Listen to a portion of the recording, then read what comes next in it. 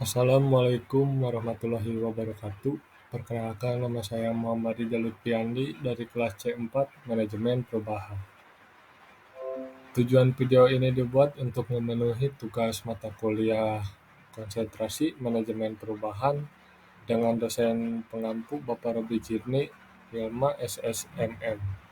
Nah, dalam video kali ini saya akan membahas mengenai pengendalian perubahan dan model pengelolaan perubahan. Pengendalian perubahan memiliki 4 komponen. Yang pertama ada pengendalian proses, yang kedua ada pengendalian substansi, yang ketiga ada pengendalian lingkungan, dan yang keempat keberlanjutan perubahan. Nah, di sini ada pengertian mengenai pengendalian perubahan. Pengendalian perubahan itu adalah proses untuk memastikan bahwa setiap perubahan pada suatu sistem atau proses di organisasi dikelola dengan baik untuk mengurangi resiko dan memastikan kesinambungan operasional. Pengendalian perubahan ini melibatkan identifikasi, evaluasi, dan implementasi perubahan secara struktur. Nah, di slide selanjutnya ada pengendalian proses. Nah, pengendalian proses ini menjamin bahwa proses perubahan dikelola secara efisien dan sesuai dengan rencana yang telah ditetapkan. Pengendalian proses ini juga melibatkan langkah-langkah untuk memastikan bahwa setiap tahap perubahan dikelola secara efisien dan efektif. Di bawah sini sudah ada langkah-langkah yang mencakup identifikasi perubahan, yang mengidentifikasi perubahan yang diperlukan atau diusulkan, baik itu perubahan dalam proses bisnis, teknologi, atau kebijakan. Yang kedua ada evaluasi dampak. Mengevaluasi dampak perubahan terhadap berbagai aspek organisasi termasuk karyawan, proses operasional, dan sumber daya lainnya. Yang ketiga ada perencanaan. Mengembangkan rencana perubahan yang mencakup langkah-langkah spesifik, sumber daya ini diperlukan, dan jadwal implementasi. Yang keempat, komunikasi. Berkomunikasi dengan semua pihak terkait termasuk karyawan dan pemangku kepentingan lainnya untuk memastikan pemahaman yang jelas tentang perubahan yang akan terjadi. Yang kelima, implementasi. Implementasi ini melaksanakan perubahan sesuai dengan rencana, termasuk pemantauan dan penanganan masalah yang mungkin muncul selama proses implementasi. Dan yang terakhir, evaluasi dan pembelajaran. Mengevaluasi hasil perubahan, mengidentifikasi pelajaran yang dapat dipetik, dan membuat perbaikan jika diperlukan untuk perubahan di masa depan. Selanjutnya ada pengendalian substansi. Pengendalian substansi ini fokus pada aspek konten atau substansi dari perubahan.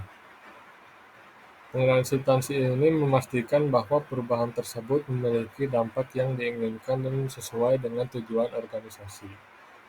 Pengembangan substansi ini dalam konteks pengendalian perubahan melibatkan pemahaman dan peningkatan konten atau esensi dari suatu perubahan. Nah, di bawah ini sudah ada langkah-langkah yang mencakup.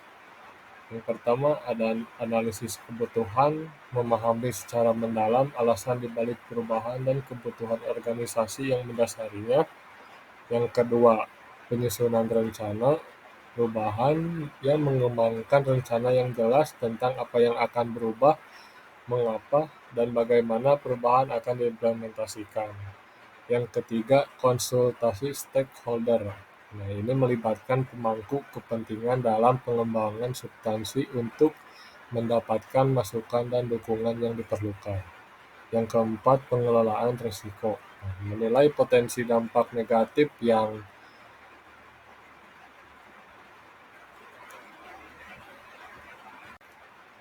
selanjutnya, pengendalian lingkungan.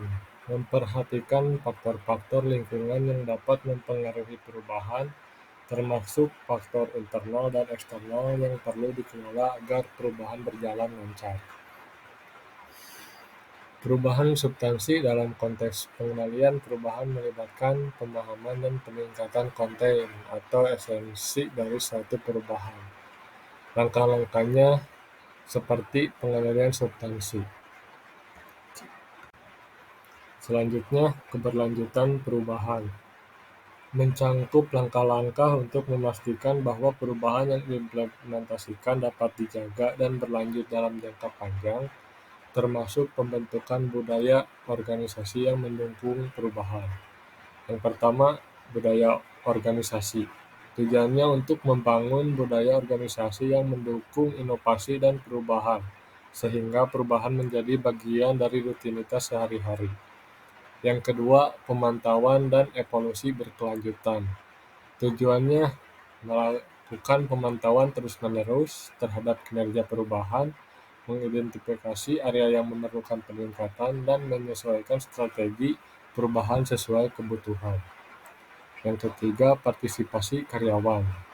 Partisipasi karyawan ini melibatkan karyawan dalam proses perubahan, mendengarkan masukan mereka, dan memberikan mereka peran aktif dalam implementasi perubahan. Yang keempat, pelatihan pengembangan lanjutan. Menyediakan pelatihan dan pengembangan berkelanjutan untuk memastikan bahwa karyawan memiliki keterampilan yang diperlukan untuk mendukung dan menjalankan perubahan yang akan diterapkan. Dan yang kelima, pengenalan sistem penghargaan. Menerapkan sistem penghargaan yang mengakui dan memotivasi karyawan untuk berkontribusi pada keberhasilan dan keberlanjutan perubahan. Selanjutnya ada model-model pengelolaan perubahan. Selanjutnya ada model Price-Unprice yang dikembangkan oleh Kurt Lewin's model.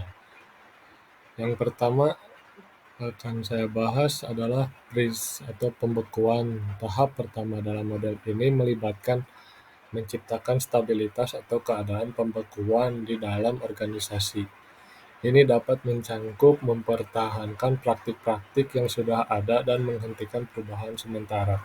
Selanjutnya, unfreeze atau pembekuan kembali. Organisasi perlu membekukan kembali norma-norma dan praktik-praktik lama untuk membuka ruang bagi perubahan.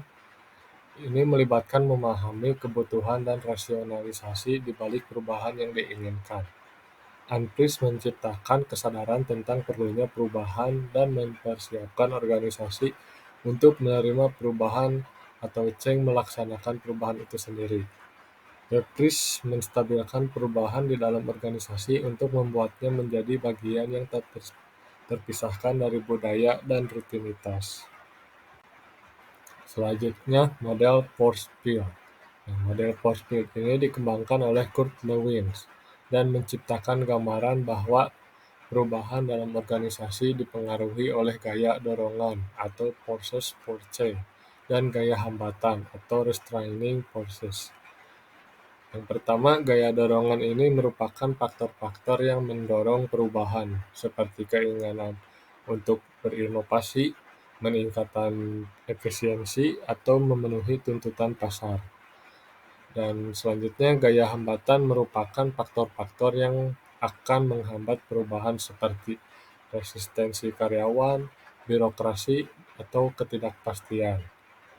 Nah, dalam kedua model ini, pemahaman akan tetap pembekuan dan pemahaman dinamika antar gaya dorongan dan gaya hambatan menjadi kunci untuk merencanakan dan mengelola perubahan secara efektif di dalam organisasi.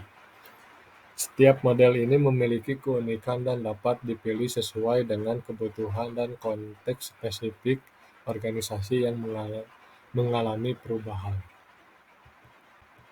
Mungkin cukup sekian yang bisa saya sampaikan mengenai pengendalian perubahan dan model pengelola perubahan. Mohon maaf bila ada salah dalam hal penyampaian. Terima kasih atas perhatiannya. Wassalamualaikum warahmatullahi wabarakatuh.